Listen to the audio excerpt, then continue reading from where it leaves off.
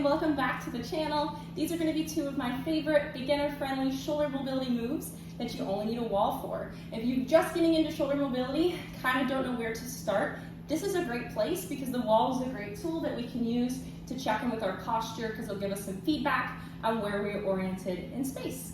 Let's get into it.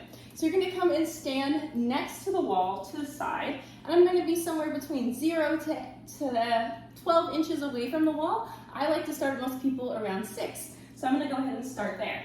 From there, you're going to ground into your feet. Squeeze your glutes if you need to, so we start to make a straight line on our spine from upper back to tail. And then from there, I'm going to go ahead and put the arm facing the wall, the back side of it on the wall. From there, we're grounding, you're squeezing your glutes, feet pressed down, and then you begin to make a big circle. That arm is going to circle along the wall. When you feel like you can't go any farther with your mobility, you're going to go ahead and flip it to the palm, and then continue your circle all the way back. Some things you're going to notice here is when you do these, you're going to try to minimize the twisting towards the wall. So I'm using my core, I'm grounding down, and you can even put that other hand to your stomach just to notice, am I twisting? And again, you're going to go ahead and flip to the palm. If this is feeling pretty hard, you're going to walk farther away from the wall. This is feeling pretty easy, you're going to get closer for me and repeat that same thing. It should feel a little challenging to maintain the positioning, but not impossible, okay? If it feels impossible, that you need to go a little bit further out. These should feel doable, something that you can do like at least 15 reps or more with, okay? So about here, my palm flips. I come back. This feels like a nice chest and shoulder stretch for me, and I hope it will for you too. And you're going to go ahead and repeat that on the other side. And then the next one, we're going to have back to the wall. So feet are going to be same as the next one, somewhere between 0 to 12 inches away. And I'm just going to go ahead and walk about 6 to try with you. Also, if you have a larger derriere, you might need more space. So just adjust to what you need here.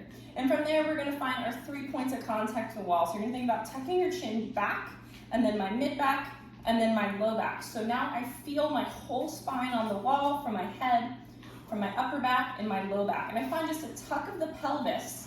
So if I were to reach my hand through to try to touch behind my lower back, I couldn't go very far because my lower back is pressed up. Otherwise, if you feel a big gap here, it means you need to work on tucking, or it means you need to walk your feet a little bit farther out so it's more doable for you, okay? So find those 3 points of contact, ground into your feet so that core is nice and engaged, and then hands are going to come to what I like to call scarecrow arms.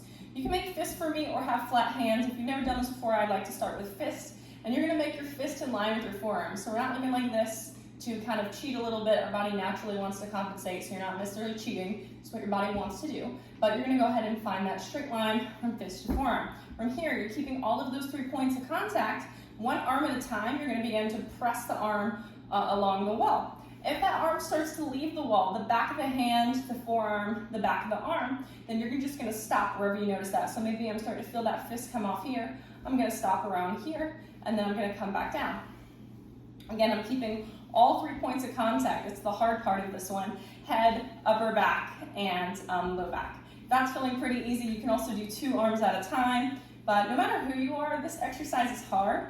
It's really good to help fix your posture, but definitely involves a lot of like mental. It's very mental, so you're really thinking about those 3 points of contact in the wall, and those shoulders have to be down away from your ears while you're doing this in order to do that.